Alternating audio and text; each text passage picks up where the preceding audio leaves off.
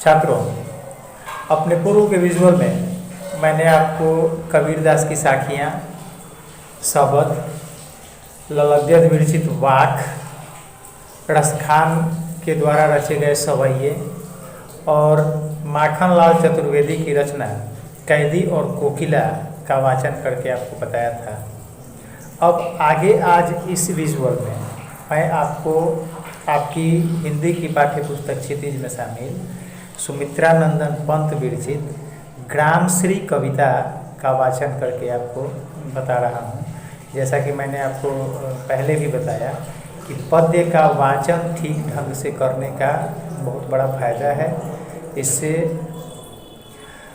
संबंधित रचना हमको आसानी से याद करने में सुविधा होती है और जब कोई भी रचना हमको याद रहती है, हमारे स्मृति पटल पर अंकित रहती है, तो उन रचनाओं से संबंधित प्रश्नों के उत्तर देने में भी हमको सुविधा होती है। आइए सुनते हैं सुमित्रानंदन पंत विरचित ग्रामश्री कविता। फैली खेतों में दूर तलक मखमल की कोमल हरियाली, लिपटी जिनसे रवि की किरणें चांदी की सी उजली जाली। तिनकों के हरे हरे तन पर हिल हरित रुधिर है रहा झलक, श्यामल भूतल पर झुका हुआ नभ का चिर निर्मल नील फलक। रोमांचित सी लगती वसुधा आई जो गेहूं में बाली, और हर सनई की सोने की किंकिणियाँ है शोभाशाली। उड़ती भीनी तैलाक्त गंध फूली सरसों पीली पीली, लोहड़ित धरा से झांक रही नीलम की कली तीसी नीली।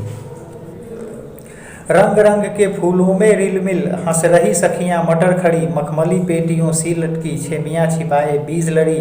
फिरती है रंग रंग की तितली रंग रंग के फूलों पर सुंदर, फूले फिरते हैं फूल स्वयं उड़ उड़ वृंतों से वृंतों पर।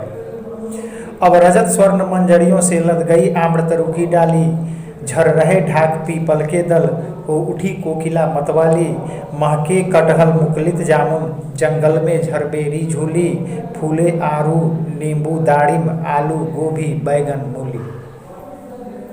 पीले मीठे अमरूदों में अब लाल लाल चित्तियाँ पड़ी, पक गए सुनहले मधुर बेर अमली से तरू की डाल जड़ी। अल्लाह पालक महमह धनिया लौकी और सेम फली फैली, मखमली टमाटर हुए लाल मिर्चों की बड़ी हरी थैली।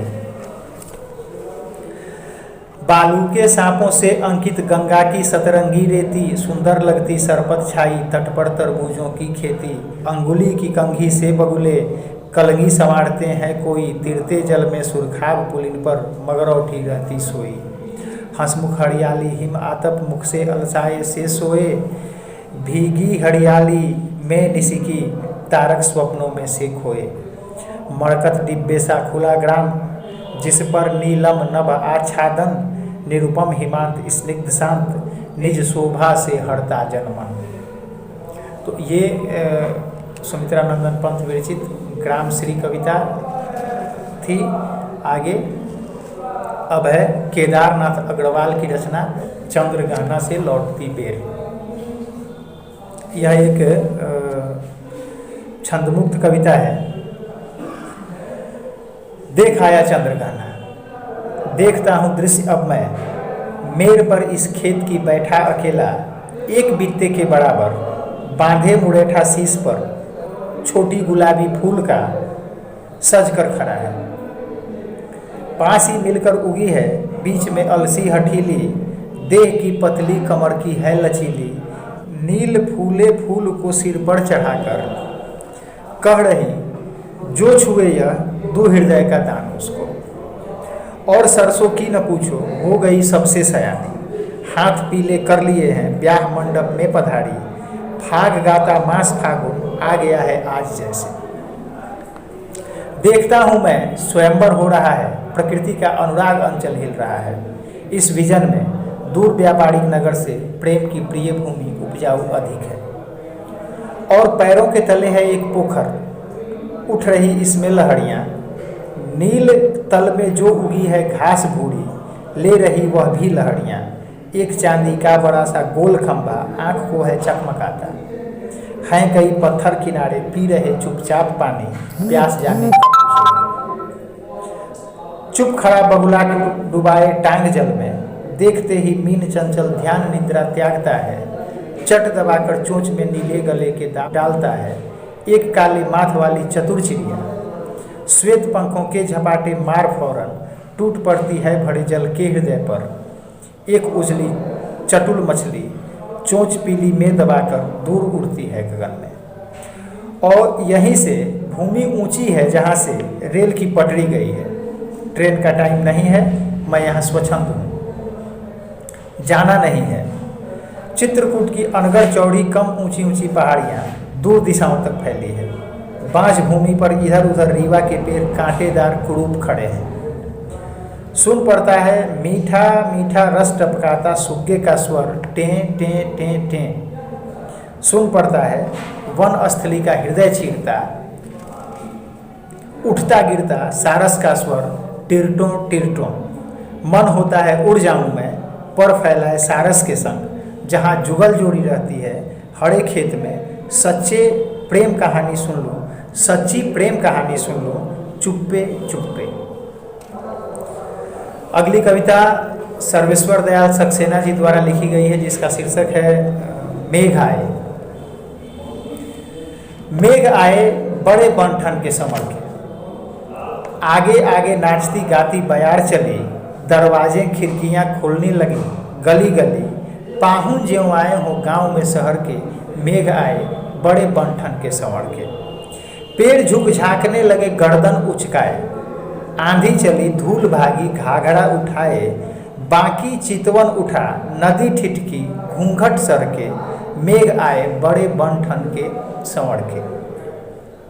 बूढ़े पीपल ने आगे बढ़कर जुहाड़ की, बरस बाद सूधी लेनी। बोली अकुलाई लता ओट हो किवाड़ की, हड़साया ताल लाया पानी पड़ात भर के। मेघ आए बड़े बनठन के संवर के। क्षितिज अटारी गहराई दामिनी दम की, क्षमा करो गांठ खुल गई अब भड़म की। बांध टूटा झरझर मिलन के अश्रु ढर के। मेघ आए बड़े बनठन के संवर के। आपकी पाठ्य पुस्तक में कविवर चंद्रकांत देवताले की भी एक रचना शामिल है, जिसका शीर्षक है यमराज की दिशा। तो आइए अब इसको पढ़ते हैं। माँ की ईश्वर से मुलाकात हुई या नहीं कहना मुश्किल है, पर वह जताती थी जैसे ईश्वर से उसकी बातचीत होती रहती है और उससे प्राप्त सलाहों के अनुसार जिंदगी जीने और दुख बर्दाश्त करने के रास्ते खोज लेती है। माँ ने एक बार मुझसे कहा था, दक्षिण की तरफ पैर करके मत सोना, वह मृत्यु की दिशा है और यमराज को क्रुद्ध करना बुद्धिमानी की बात नहीं। तब मैं छोटा था और मैंने यमराज के घर का पता पूछा था।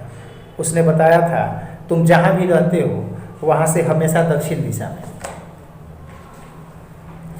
माँ की समझाइश के बाद दक्षिण दिशा में पैर करके मैं कभी नहीं सोया और इससे इतना फायदा जरूर हुआ, दक्षिण दिशा पहचानने में मुझे कभी मुश्किल का सामना नहीं करना पड़ा। मैं दक्षिण में दूर दूर तक गया और मुझे हमेशा माँ याद आई। दक्षिण को लांघ लेना संभव नहीं था, होता छोर तक पहुँच पाना तो यमराज का घर देख लेता। पर आज जिधर भी पैर करके सोओ वहीं दक्षिण दिशा हो जाती है। सभी दिशाओं में यमराज के आलीशान महल हैं और वे सभी एक साथ अपनी दहकती आंखों सहित विराजते हैं। माँ अब नहीं है और यमराज की दिशा भी वह नहीं रही जो माँ जानती थी। और अंतिम रचना जो आपकी पाठ्य पुस्तक में शामिल है वह है राजेश जोशी के द्वारा लिखी गई बच्चे काम पर जा रहे हैं शीर्षक कविता। कोहरे से ढकी सड़क पर बच्चे काम पर जा रहे हैं। सुबह सुबह बच्चे काम पर जा रहे हैं। हमारे समय की सबसे भयानक पंक्ति है यह। भयानक है इसे विवरण की तरह लिखा जाना चाहिए इसे सवाल की तरह। काम पर क्यों जा रहे हैं बच्चे? क्या अंतरिक्ष से गिर गई हैं सारी गेंदें? क्या दीमकों ने खा लिया है सारी रंग बिरंगी किताबों को? क्या काले पहाड़ के नीचे दब गए हैं सारे खिलौने? क्या किसी भूकंप में ढह गई हैं सारे मदरसों की इमारतें? क्या सारे मैदान, सारे बगीचे और घरों के आंगन खत्म हो गए एकाएक? तो फिर बचा ही क्या है इस दुनिया में? कितना भयानक होता अगर ऐसा होता।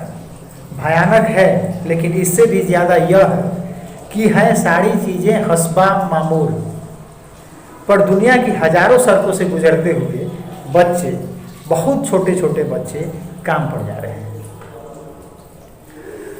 तो इस तरीके से अपने 2 विजुअल में हमने आपको पद्य का वाचन कैसे करें ये बताया, और इससे आपको क्या फायदे होने वाले हैं इसको भी समझाया। अब गेंद आपके पाले है, आप कविताओं को पढ़ें, उन्हें कंठस्थ करने का प्रयास करें। यह आपके लिए शुभ फलदायी साबित होगा।